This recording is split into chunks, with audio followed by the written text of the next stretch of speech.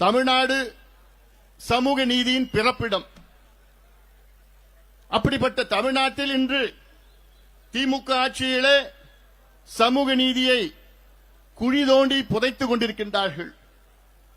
தமிழ்நாட்டிலே சாதிவாரி கணக்கெடுப்பு நடத்த வேண்டும் என தொடர்ந்து பாட்டாளி மக்கள் கட்சி கடந்த 36 ஆண்டு காலமாக கோரிக்கை வைத்துக் கொண்டிருக்கிறது. அதிலும் குறிப்பாக இப்பொழுது தமிழ்நாட்டிலே சாதிவாரி சர்வே நடத்துங்கள் என்று சொல்லிக் கொண்டு வருகின்றோம். ஆனால் திமுக அரசு, குறிப்பாக முதலமைச்சர் ஸ்டாலின் அவர்கள் தொடர்ந்து பொய்களை சொல்லி வருகிறார்கள். அதிலும் குறிப்பாக 3 பொய்களை திமுகவும் அவர்கள் சார்ந்தவர்களும் மக்களிடம் தொடர்ந்து கோயபல்ஸ் பிரச்சாரமாக முன்வைக்கின்றார்கள். முதலமைச்சர் அவர்கள் சொல்கின்ற பொய்கள்: 1, மத்திய அரசு தான் எடுக்க வேண்டும், தமிழ்நாடு அரசுக்கு அதிகாரம் இல்லை என்று. 2வது பொய், இதை எடுத்தாலும் நீதிமன்றங்கள் இதை தடை செய்து விடுவார்கள் என்று. அடுத்த பொய்கள், இதற்கு சட்டம் இல்லை என்று, எங்களுக்கு எந்த வகையிலும் அதிகாரம் இல்லை என்று சட்டமன்றத்திற்கு உள்ளேயும் வெளியேயும் தொடர்ந்து பொய்களை சொல்லி வருகிறார்கள். முதலமைச்சர் ஸ்டாலின் அவர்களே, உங்கள் பொய்கள் எடுபடாது.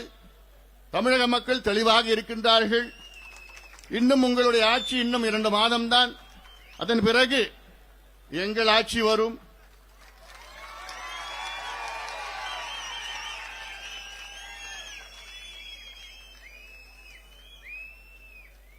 எங்களுடைய கோரிக்கை சமூக நீதி நிலைநாட்டுங்கள். சாதிவாரி கணக்கெடுப்பு என்பது இது ஒரு சாதி பிரச்சனை கிடையாது, இது ஒரு சமூக நீதி பிரச்சனை. சாதியை வைத்துத்தான் பல நூற்றாண்டுகளாக அடக்குமுறைகள் நடைபெற்றன. இதை சரி செய்ய வேண்டும். அதைத்தான் நாங்கள் கேட்கின்றோம். அந்த உரிமையைத்தான் நாங்கள் கேட்கின்றோம். இப்போ இருக்கின்ற கணக்கு வெள்ளையர்கள் 1931 எடுத்தார்கள். 95 ஆண்டுகளுக்கு முன்பு எடுத்தப்பட்ட கணக்கை வைத்துத்தான் இன்று இடஒதுக்கீடும் கொடுக்கின்றார்கள், சமூக நலத்திட்டங்களும் கொடுக்கின்றார்கள். இது பழைய கணக்கு.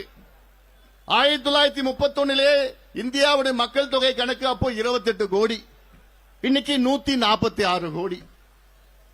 1931 அதில் முறையான கணக்கு எடுக்கல. அங்கே விஞ்ஞான ரீதியிலே தொழில்நுட்பங்கள்லாம் அப்போ கிடையாது. இன்னைக்கு எல்லாமே இருக்கு, பிங்கர் டிப்ல இருக்கு உங்களுக்கு. இன்னும் சொல்ல போனா ஒரு பழைய கணக்கு வச்சுட்டு நம்ம ஓட்டிட்டு இருக்கிறோம்.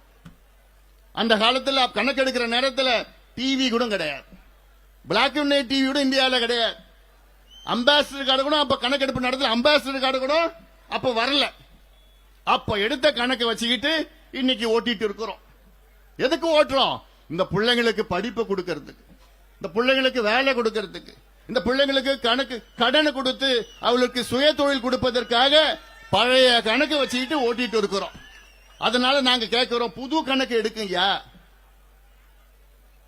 இந்த சமூகங்கள் எந்த நிலையில் இருக்கின்றார்கள் என்று தெரிந்து கொள்ள வேண்டும்.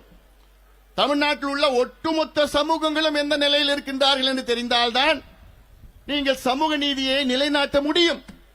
இல்லையே எதை வைத்து நீங்கள் சமூக நீதியை நிலைநாட்டுவீர்கள்?